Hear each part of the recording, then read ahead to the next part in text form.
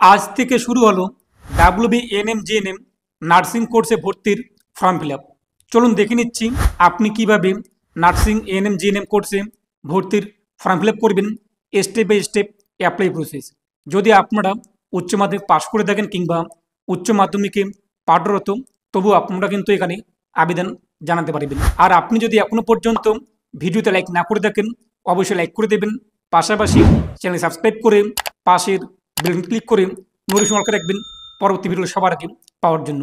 আর আপনি যদি ভিডিওটি ফেসবুক পেজে দেখে থাকেন, অবশ্যই ফেসবুক পেজটিকে ফলো করবেন আর অবশ্যই ভিডিওটি প্রত্যেককে শেয়ার করে জানিয়ে দেবেন।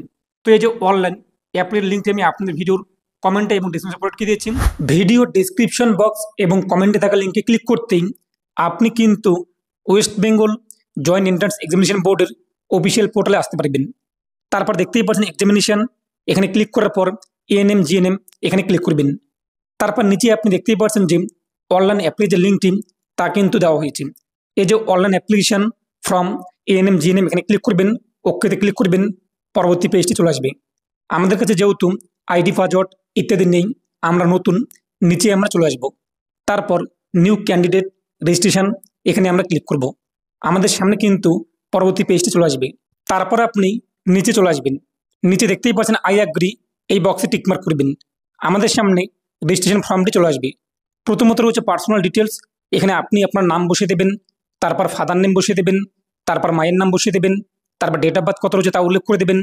তারপর এখান থেকে আপনি আপনার জেন্ডার কী রয়েছে, মেল ফিমেল তা সিলেক্ট করবেন।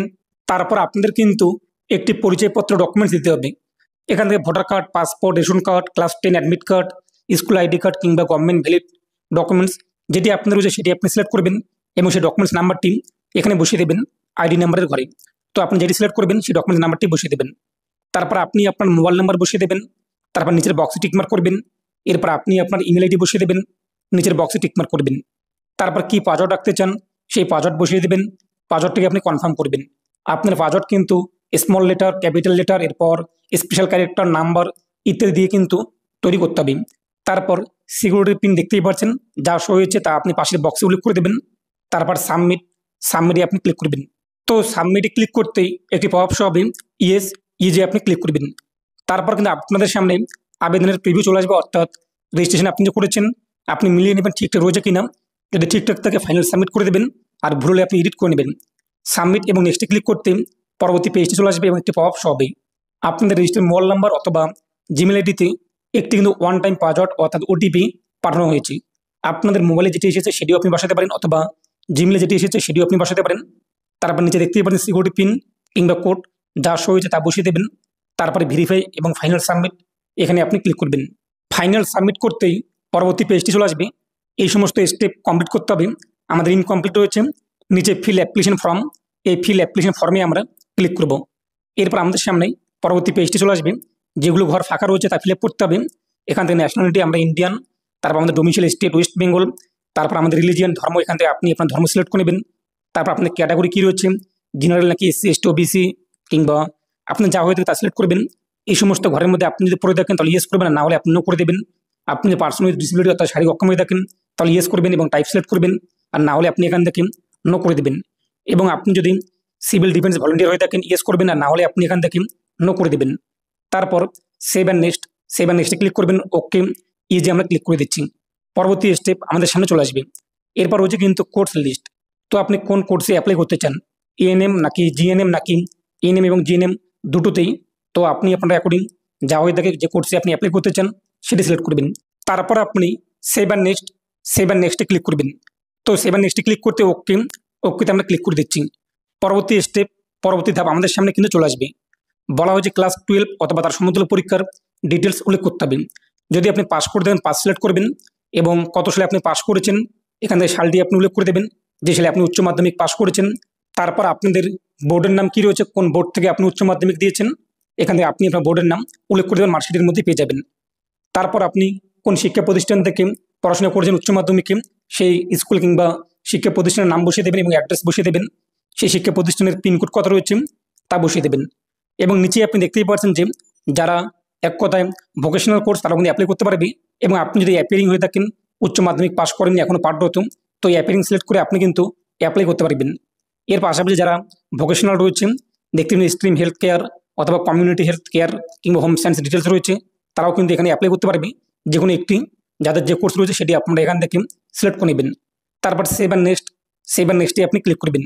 তো সেভ অ্যান্ড নেক্সটে ক্লিক করতেই যে আমরা ক্লিক করে দিচ্ছি, পরবর্তী পেজটি চলে আসবে।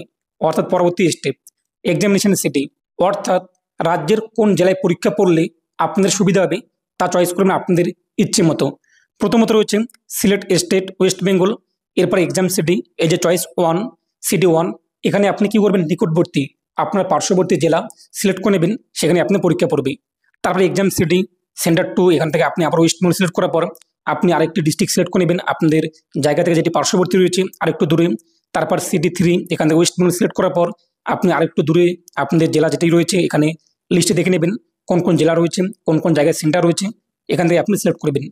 এর মানে কি, আপনি 1 নম্বর যেটিকে রেখেছেন সেখানে আপনাদের কিন্তু পরীক্ষা পড়বেন। 1 নম্বরে আপনি যদি এখন দূরে কলকাতা রেখে দেন, আপনার বাড়ি কোচবিহার, তাহলে কলকাতায় আপনাদের কিন্তু পরীক্ষা পড়বে। তাই আপনি আপনার নিকটবর্তী যে সেন্টার সেগুলো চয়েস করবেন, তারপর আস্তে আস্তে দূরে, তারপর একটু দূরে, তারপর একটু দূরে, এইভাবে আপনি 1 থেকে 4 পর্যন্ত স্টেট এবং সিটি চয়েস করে নেবেন।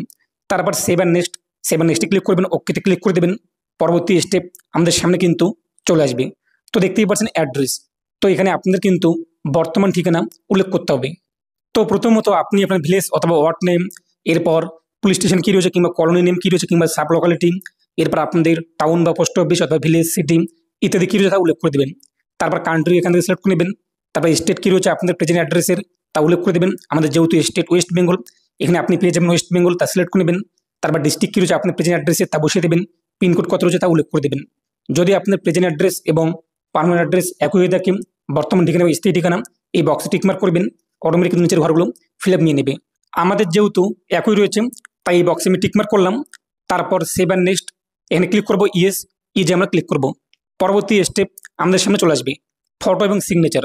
আর আপনাদের ফটোর সাইজ থাকতে হবে 10 কেবি থেকে 200 কেবির মধ্যে জিপিজি ফাইলে, এবং সিগনেচারের সাইজ থাকবে 4 কেবি থেকে 30 কেবির মধ্যে জিপিজি ফাইলে।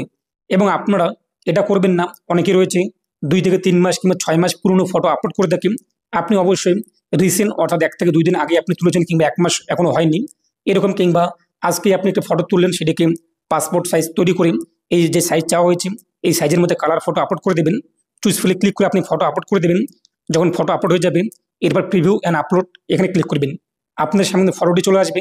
যদি মনে হয় ঠিকঠাক রয়েছে সেভাবে আপনি ক্লিক করবেন। এরপর একই রকমভাবে আপনার সিগনেচার আপলোড করবেন। এরপর সিগনেচার সেভ করে নেবেন ঠিকঠাক রয়েছে কিনা। তারপর আপনি দেখতে পাবেন ফটো এবং সিগনেচার চলে আসবে। সেভ অ্যান্ড নেক্সটে ক্লিক করবেন। পরবর্তী স্টেপ আমাদের সামনে চলে আসবে আবেদনের প্রিভিউ এবং ফাইনাল সাবমিট। তো আপনি একবার মিলিয়ে নেবেন ঠিকঠাক রয়েছে কিনা। ঠিকঠাক থাকলে ডিক্লারেশন এই বক্সে টিকমার্ক করবেন। তারপর সেভ অ্যান্ড ফাইনাল সাবমিট এখানে ক্লিক করবেন। আর যদি মনে হয় ভুল হয়েছে প্রিভিউ ক্লিক করে আপনি ঠিক করে নেবেন। তো আমরা ঠিকঠাক রয়েছে, আমরা ফাইনাল সাবমিট করে দিলাম। তো যখনই আমরা ফাইনাল সাবমিট করে দেবো দেখতেই পাচ্ছেন আমাদের কিন্তু স্টেপগুলো কমপ্লিট। এখন পেমেন্ট বাকি রয়েছে পে, এই পেতে আমরা ক্লিক করব। পরবর্তী পেজটি চলে আসবে, কত টাকা পেমেন্ট করতে হবে আপনি দেখতে পারবেন। অনলাইন পেমেন্টে ক্লিক করে পে ফি এখানে ক্লিক করবেন। এরপর এখান থেকে আপনি যে কোনো একটি মাধ্যম সিলেক্ট করবেন, যে মাধ্যমে আপনি পেমেন্ট করতে চান, যে কোনো একটি গেটওয়ে। তারপর প্রসেস টু পেমেন্ট এখানে ক্লিক করবেন। পরবর্তী পেজে আপনি ক্রেডিট কার্ড, ডেবিট কার্ড অথবা নেট ব্যাঙ্কিং অথবা ইউপিআই আইডি কিংবা কিউআর কোড ইত্যাদি মাধ্যমে পেমেন্ট করতে পারবেন। তো যখন আপনার পেমেন্ট হয়ে যাবে ড্যাশবোর্ডে আপনি চলে আসবেন। তারপর নিচে আপনি আপনার অ্যাপ্লিকেশন ফর্ম কিন্তু পেয়ে যাবেন। তো আমাদের কিন্তু আবেদন কমপ্লিট। তবে আরেকটি কাজ আমাদের বাকি রয়েছে, জিমেল আইডি ভেরিফাই। দেখতেই পাচ্ছেন আমাদের মোবাইল নাম্বার ভেরিফাই রয়েছে, জিমেল ভেরিফাই নেই, ইমেল আইডি ভেরিফাই, এখানে আমরা ক্লিক করব। এরপর আপনি এই যে দেখতেই পাচ্ছেন সিকিউরিটি কোড কিংবা পিন যা শো হয়েছে তা এখানে বসিয়ে দেবেন। তারপর সেন্ড ওটিপিতে ক্লিক করবেন। আপনার জিমেলে কিন্তু ওটিপি আসবে, এবং আপনি যদি চান যে এই জিমেল আইডি আপনি পরিবর্তন করবেন, এই যে চেঞ্জ ইমেল আইডি এখানে ক্লিক করে আপনি কিন্তু পরিবর্তন করতে পারবেন। তো কেন আপনি জিমেল আইডিটি ভেরিফাই করে রাখবেন, পরবর্তীতে যখন আপডেট চলে আসবে এনএম জিএনএমের যত রকমের আপডেট আপনি আপনার রেজিস্টার মোবাইল নাম্বার এবং জিমেলে কিন্তু পেয়ে যাবেন। আমাদের মোবাইল নাম্বার প্রথমে ভেরিফাই হয়ে গিয়েছে, জিমেল আইডি বাকি ছিল, এখন আমরা ভেরিফাই করে নিচ্ছি। তো এরপর আপনার জিমেলে কিন্তু ওটিপি চলে আসবে, সেই ওটিপিতে ক্লিক করতে ওটিপি আপনি এখানে বসিয়ে দেবেন। তারপরে যে ভেরিফাই ক্লিক করতে আপনাদের কিন্তু ভেরিফাই কমপ্লিট হয়ে যাবে। আশা করি বুঝতেই পেরেছেন আপনি কিন্তু এইভাবে খুব সহজেই বাড়িতে বসে মোবাইল ফোন, কম্পিউটার, ল্যাপটপের মাধ্যমে এনএম জিএনএমের ফর্ম ফিল আপ করতে পারবেন। এবং এখানে আপনি দেখতেই পাচ্ছেন যে ড্যাশবোর্ড নামে একটু অপশন রয়েছে, এই ড্যাশবোর্ডে ক্লিক করে আপনি আপনার ড্যাশবোর্ডে আসতে পারবেন, যেখানে আপনার ফটো, সিগনেচার ইত্যাদি বিষয়গুলো রয়েছে। পরবর্তী যখন কারেকশন উইন্ডো ওপেন হবে এখান থেকে আপনি কারেকশন করতে পারবেন। আর আমি চাই না আপনারা আবেদন করার সময় কোনো কিছু ভুল করুন, তাই আপনারা আস্তে ধীরে আবেদন করুন, সঠিকভাবে আবেদন করুন, যাতে কোনো কিছু আপনাদের ভুল না হয়। অনেক কিছু বিষয় রয়েছে যেগুলো আপনারা কারেকশন করতে পারবেন না, তখন আপনাদের 1 বছর নষ্ট হয়ে যাবে। তাই আপনারা ভালোভাবে ফর্মটাকে ফিল আপ করুন। আর আপনি এখানে দেখতেই পাচ্ছেন কন্ট্যাক্ট ইনফরমেশন। যদি কোনো প্রশ্ন থেকে জানার থাকে এই নাম্বারে আপনারা কল করুন, অথবা আপনি মেল করতে পারেন। এই যে টোল ফ্রি নাম্বার রয়েছে, এই নাম্বারে কল করে আপনি আরও বিশদে কিন্তু এএনএম জিএনএম সম্পর্কে জানতে পারবেন, আপনার আবেদন সম্পর্কে জানতে পারবেন। ভিডিওটি প্রত্যেককে শেয়ার করে জানিয়ে দিন, আর অবশ্যই চ্যানেলটি সাবস্ক্রাইব করে রাখুন। প্রত্যেকে ভালো থাকুন এবং সুস্থ থাকুন।